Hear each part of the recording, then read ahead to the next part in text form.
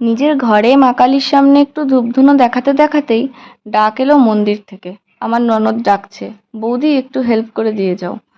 এমনিতে আমরা একা একাই পুজো দিই যেদিন যে দিই, কিন্তু সেদিনকে দুধ কলা দিয়ে মাকে পুজো দিয়েছিলাম তো।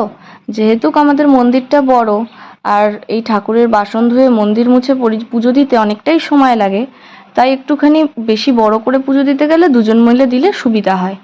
তোমরা একটা মজার কথা জানো, আমি কিন্তু এখনো উলু দিতে পারি না। ও উলু দিচ্ছিল আর আমি শঙ্খ বাজাচ্ছিলাম।